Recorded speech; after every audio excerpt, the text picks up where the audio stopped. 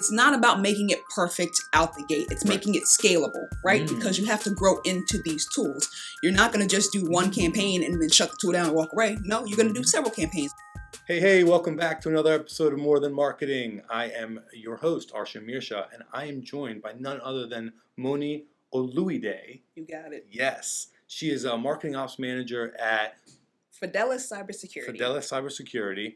And I'm excited about this one, Moni, because you and I are cut from very similar cloth. Both went to UMBC. That's right. Go Retrievers. Go Retrievers. There you go. Put it there. Let's do it. And I think we were there around the same time. Yeah, I think we had a little overlap. And then, and I think if I saw correctly, you studied like American Studies there. Yep. And then what you went on? I did American Studies, and then I interned for a cybersecurity company, and then started working there, and I did my master's at Johns Hopkins. Okay, master's in so MBA. And MBA in marketing, or master's in marketing. Oh, master's in marketing. Okay, that's different than MBA. That's awesome at Hopkins. Good for you. Yeah, I kind of knew I was wanted to focus on marketing. No offense to like finance and the rest of it. It was like, yeah, I'm a marketer. Well, funny you say that. I say if I were to go back to school, do it all over, I would go finance. Everyone touches money, no matter you're a plumber or a marketer or whatever. But we're the same because I studied bioinformatics at UMBC, American Studies. Neither of those are marketing. Nope. We're both in marketing now. Exactly. You know what I'm saying? Like, yep. People always were like, "Oh, what are you going to do with that? Be a teacher?" And I was like, "Nope, I don't know. No, I figured it out." That's what I was too. It's like the path is either research or doctor for me. Yeah. With a lot more school and this and that. But we both ended up here, and I think it's because of our personalities.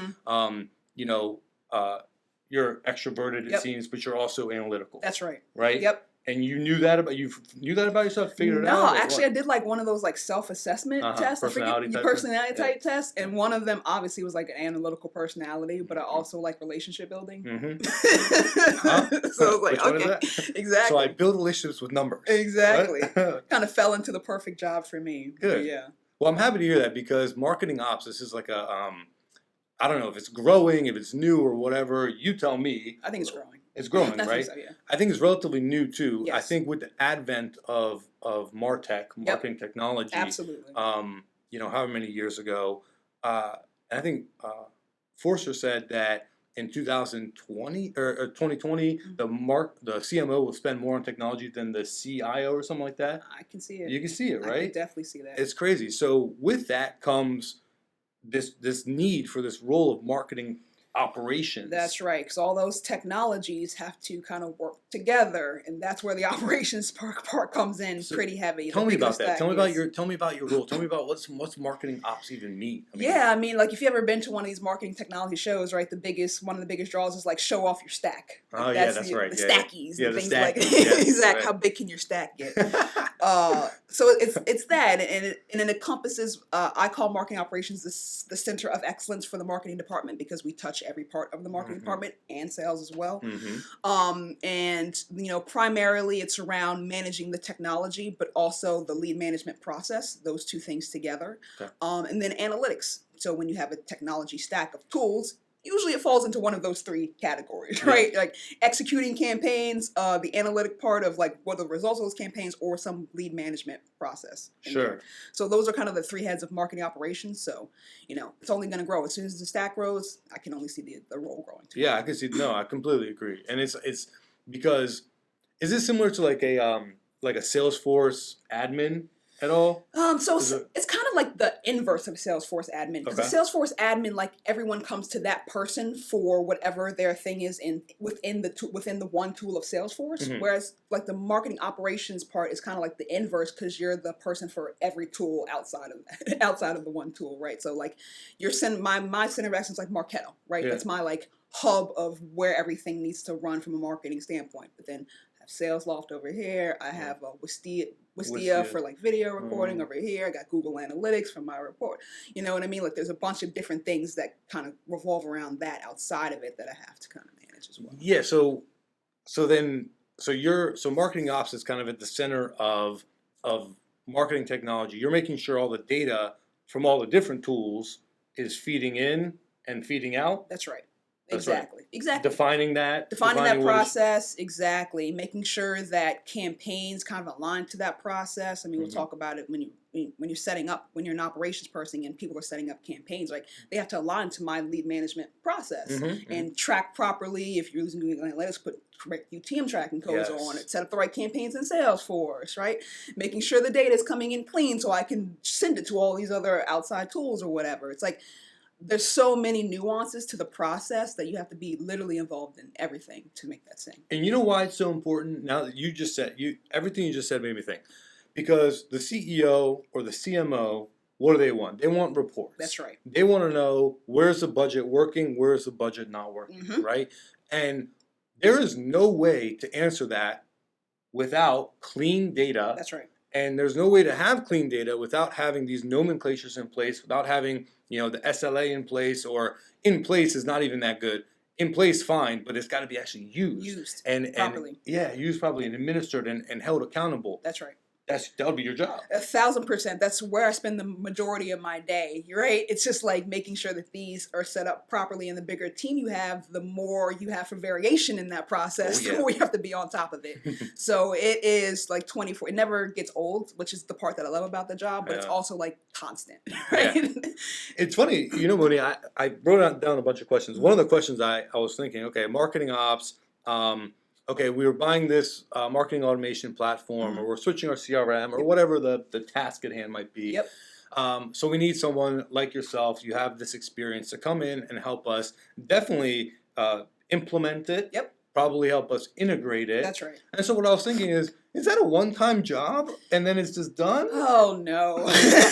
It's an ever-evolving process. And one of the things actually that I tell younger marketing operations professionals, and one thing that I'd like to impart here is, when you talk about operations and tools, is it's not about making it perfect out the gate. It's making it scalable, right? Because you have to grow into these tools.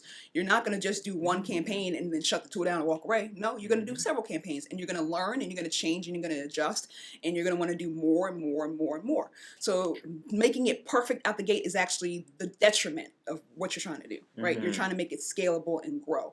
So a lot of times, like with marketing operations tools or marketing technology tools, they're not perfect, right? You know, when leads come in, they don't come in quite right. You don't follow the right necessarily process. There's things that you didn't necessarily account for when a lead comes in, and you want to adjust for that every time, but you can't, because then it doesn't make it as scalable. So you have to kind of like a good example is, so a lot of times sales wants to do territory routing by like zip code and postal code and like these, nuancy things or whatever.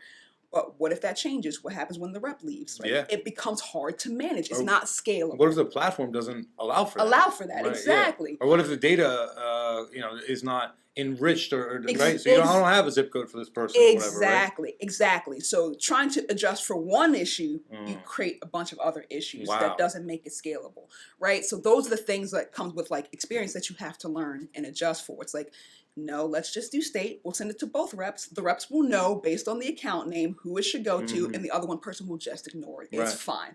It'll work out. It'll work out. Let's just have them deal with this one issue and not create 50 other issues. You just articulated, Moni, the reason. Like I know that there's ongoing. Obviously, like I do it for our own company. Like I'm in our HubSpot CRM. I'm making sure that we're attributing things to the right places, and so is our director of marketing. But who's kind of playing that marketing ops role now that I think about it, right? But you just articulated like, oh, look, there's going to be new challenges. You're going to want to do this campaign. It's going to not fit in the bus. Now I got to bend and be flexible to be able to accommodate for that, and also get the data to then report back to you of how it did and how how it did with all the other touch points and campaigns. Exactly. Look, hey, there are a million analytics tools out there. They're all great, but I have yet to get out of Excel. Oh yeah. Like, I'm not out of Excel. Like it's not gonna happen. So Excel is not dead. You heard it not here dead. first. Microsoft will be just fine. You can't get out of it. So again, That's like good. Don't let perfection be your Achilles heel, right? Get it to 85, 90, and then if you got to do the 10% in Excel, that's fine.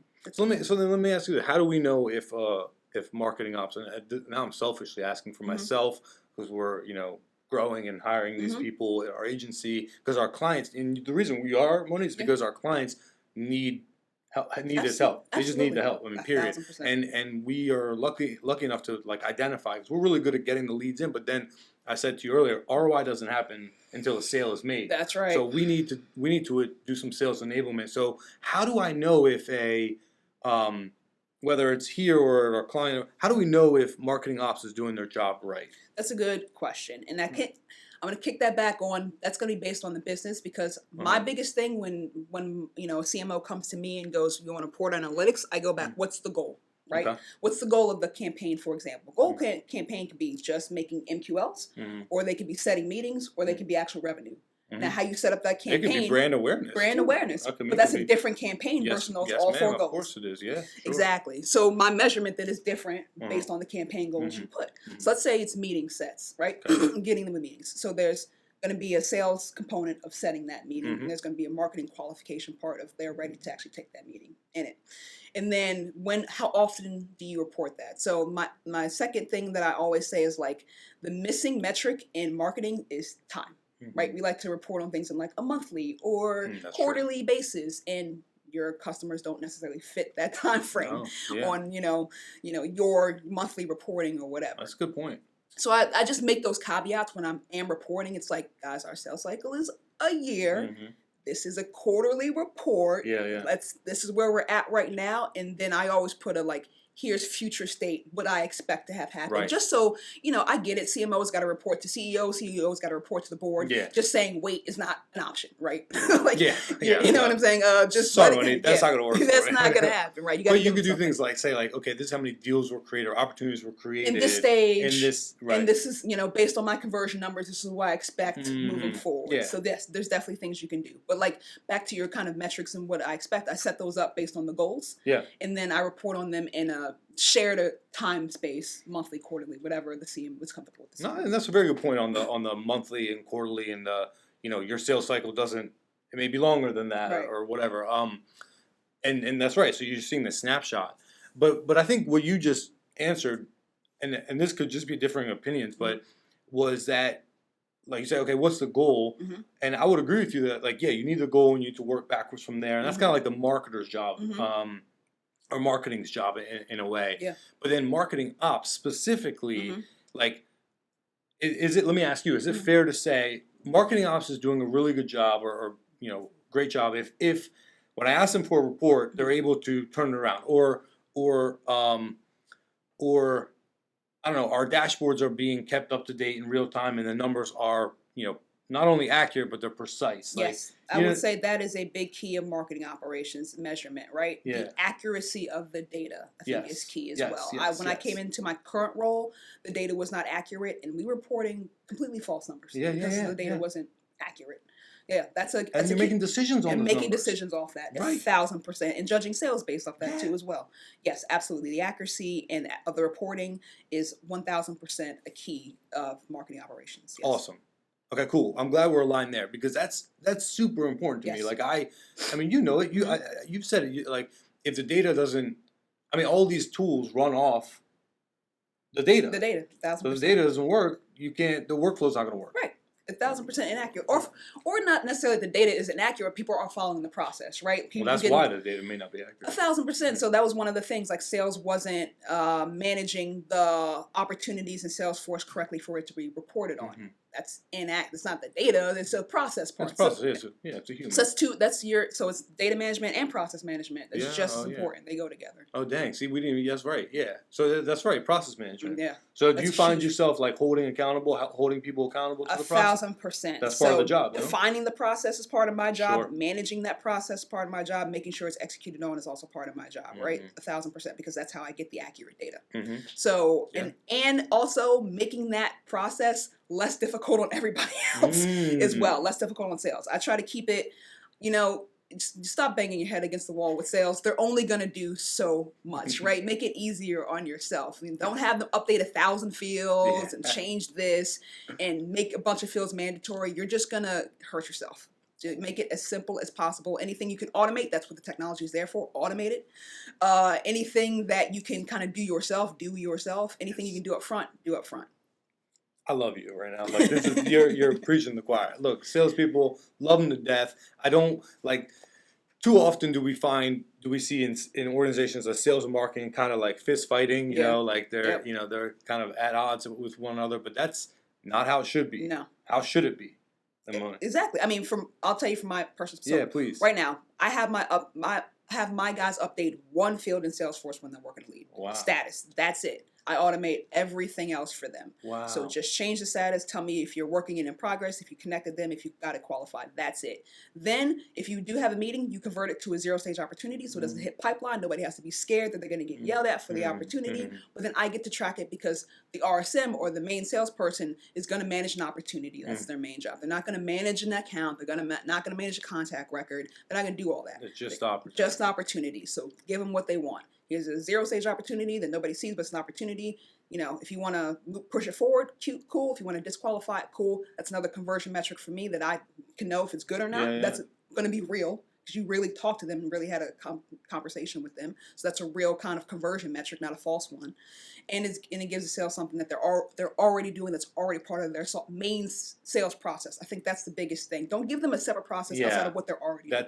That's good advice right there. Yeah, I like that. So what about like the deal amount? I mean, they put that in, right? So our 0-stage is a $0 amount, and that's because it's just a meeting, basically, right? There is none. So once they kick it down to the next stage, then they have to put in an amount. I see. So your SDRs are only updating one field. One field, right? But then when it goes on, then there's other fields. It's the RSM, and now it's in the pipeline process. And that's a different process. That's a process. And that's the job, right? No, okay, okay. Oh, I like that. Okay, yeah. And just to speak a little bit to, this is an issue that's out there. Yep. Every company has some flavor of it. We have a prospect, and look, I don't want to look like I'm talking smack on prospects, but this is just a real issue. And we said, hey, can you get us? I forget what report. Can you get us this report out of your CRM or whatever? And they said, maybe.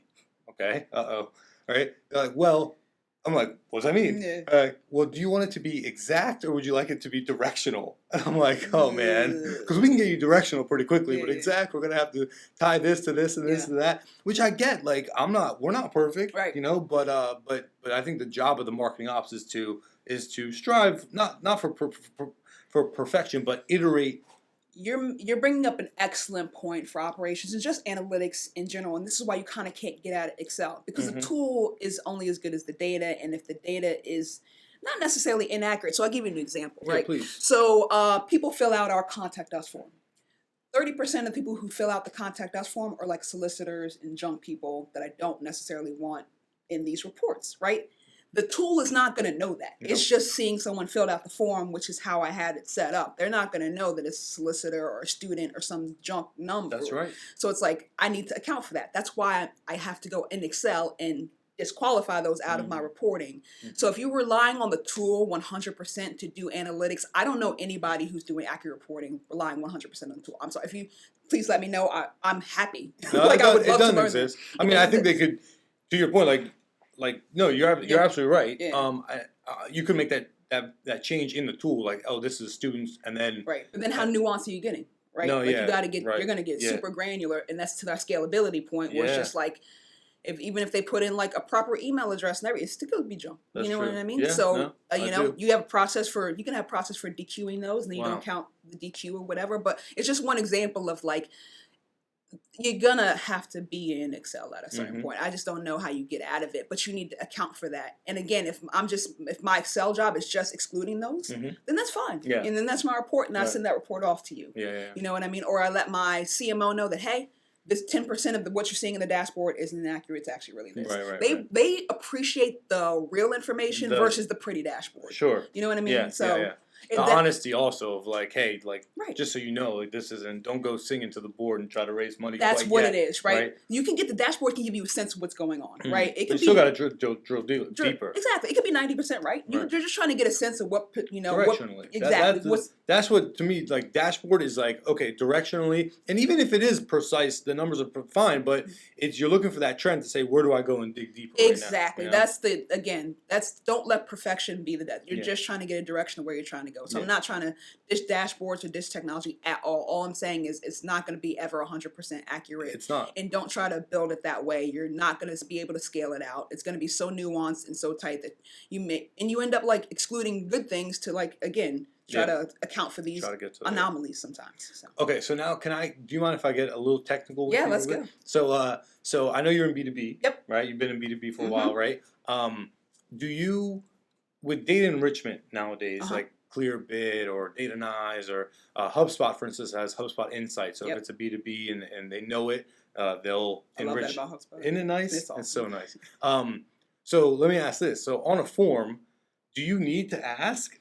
I have an opinion, by the way, so I'm going to ask you, do you need to ask your how many employees in your company, their industry, like their local, do you need to ask that anymore? Don't even ask that. I mean, I don't even know. It's been like reported so many times, it's like 4 or 5 questions. That's all people are going to fill out. Yeah, well, yeah. So for conversion rate, you want to, generally speaking, lower number of fields, the more likelihood you're going to get a conversion, right? 1,000%. 1,000%. And so if someone has if you're B2B, and I put in, webmechanics.com, your CRM or your Clearbit or your whatever data analyst can enrich that data so fast. We have Discover.org. There you go. We do a pinned on inbound. I mean, like that exactly. I'm not asking a billion questions on my form. And what do you get out of that? I mean, like industry and so yeah, industry. We get address information, phone number information, industry information. Yeah, we get so much data. I mean, we get everything that we basically need. All I need is your email address and your company and a name. Yeah. That's it. Done. That's it. Yeah. I just want to call you the right thing and make sure I'm referring to the right company. Yeah, exactly. And sometimes just the email address gets you first name, last name, firstborn son. Exactly. Like, Exactly. It's crazy the world that we live in. You work in cybersecurity, so it's like you're straddling this line of like privacy. It's like, I got your email. I kind of know everything about you. Yeah, You know? exactly. In some cases, or in most cases, not all, obviously. Not all, but, all right. So what about sales enablement? So this is like I hope it's not like account-based marketing, sales enablement. I hope it's not just like a buzzword that's like, kind of floating around. But I know that in your job, you're doing sales enablement. Yeah.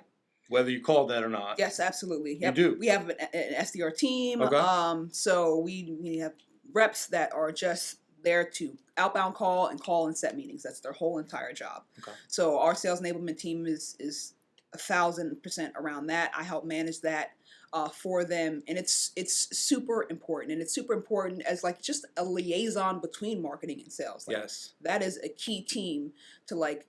I get the RSMs are like, they're busy. They legit are like out on the field, knocking on doors, trying to get in front of people. That's a lot of their time. They don't have time to like cold call, 1,000 dials a day. That's what SDRs are. Exactly. They're doing that and inbound. Right? And inbound, exactly. And they're more open to like your process and what you want to do because that's how they get credited. That's how they get paid. Exactly. Yeah. Right. Exactly. So then how? RSM's not going to do any of that. Right, yeah. Well, that's their job. But so how do you? So what's in sales enablement? That's like, I guess like, you know what I mean? Like, give me some tips. So I mean, like I have just like a basic like kind of package for our guys, like call scripts and objection handling. Good. Yeah, no, that's fine. That's great. Yeah, so, I mean, sales enablement now is like all these tools and all this content. Like you have case studies and like all these packages of like videos and stuff to send prospects, which is important for sure. Don't get me wrong, but like I feel like people do that thing and like ignore just the basic foundational of like, how are these people sound on the phone? Yeah, you know what I mean? Call. Like they're your first line of defense for your potential prospects on the phone. Do they know what you do? Do they know how to communicate what you do well? Do they know how many times to properly follow up? Do they have a sequence of following up? There is like a strategy to that and like some nuance to that they need that I think should be more sales enablement focused than the other content. And I mean, doing the videos and stuff, that's cool. Like I know like a lot of SaaS companies right now are kind of doing like the whiteboard video where they like, say your name and like, show you email of like that. That's super dope. Like that's cool. I support all of those things. But if you have that personalized content, exactly. And I support all that. I think that's great. But if you have that but don't have the foundation, it's kind of pointless. Going to crumble. Yeah. No, that's a good point because like when I think sales enablement, I think like call scripts, objection handling. I love all that. I also think like some lead scoring and or like notifications. Hey, this lead is on your pricing page. Call them right now type thing. But to your point, if you don't know what you're talking about, right? You know what I'm saying? Like then that's or how to handle what when, right? I wouldn't have the same conversation with somebody who's on the pricing page than someone who just downloaded a generic white paper. Absolutely, that's what, yeah. And that's your point of scripts and understanding like the process. That's my main point, exactly. Because in a lot of B2B companies, SDRs have that same conversation regardless, right? Yeah, that's a good they point. don't bring up the type of white paper you downloaded, the topic, do you have an interest in? We, at Fidelis, we have 4 different product sets, and those have 4 different audiences to them. Yeah. So if you just have a generic conversation and they want like a network security product and you're talking about something else, you're missing the whole point. You just lost that person. Not only that, you have 4 different buyers, 4 different products, 4 different buyers, but each one of those has all these different buyers too. You got the user buyer. Yep. You know, you got a technical buyer. Yep. You got the legal, the economic buyer. economic, CTO, You got right? it The all. executive, all that stuff. Yeah, so you need to know your personas. You have to know it very well, and you have to know how to have those conversations and what triggers those individual personas too as well, because it's not the same. Yeah, this is fun stuff. We could talk about this for days. I could days go on on days, and you know that it's gonna keep changing. I can't keep up sometimes. It's crazy. Yeah. It's crazy. All the technology. It's like. But it's fun too. Yeah. It's like fun to get in there, get your hands dirty. It is. But the biggest thing I see is like, yes, the technology is moving rapid and super fast and it changes all the time. But like a lot of people miss just the core foundational stuff. I mean, I don't even know. You can talk to it probably too as well. How many times you go into companies and they don't have like core brand messaging and like a good website and like a value proposition or like a 30-second pitch. They say their competitors are everybody underneath the sun. They don't have like a set competitor set. It's just like, let's focus on the core stuff. Like this is marketing 101 type stuff, guys. You can throw in the many tools you want to. If this isn't done, none of this stuff really matters. That's so true. Yeah. So true, Moni. And because you throw that technology, it actually might make it worse. Exactly. Because if you don't, the first thing I need, if you give me like a brand new install, like a CRM or MA platform, I need to know your business process. That's right. I need to map that business process to your point of like, knowing the different buyers, knowing your value prop. When do you hit them with that value prop? Okay, they saw in your marketing. Is your salespeople reinforcing that? Yep. When, how, in email, in calls, where? So I got to know your business process so I can map that. Not only just to make sure everyone's aligned, but also for reporting. That's right. I need to understand where am I creating data, and then where am I reporting that data? When am I reporting that back out? Exactly. Yeah. So we could talk all day. Will you do another episode with me sometime? 1,000%. I'd be happy to. Because what I'm going to do, I'm going to rein some of this in, and maybe you can help me do it. Okay. And then we can go, because I want to do like 6 things that every marketing ops person needs to know, or something like that later on. Yeah. Cool. That'd be dope. Moni Oloyede, Yep. cool last name, UMBC grad. Yes. We're going to come back. Marketing ops, it's hot. Not hot. It's growing. Every company needs one. They have one, whether they know it or not. Yes. If you got technology, you got a marketing ops person. They're It's just not called that. something else. Exactly. Right, exactly. Yeah. Thank you for your time today. We'll do another episode. Excellent. Thank you so much. My pleasure.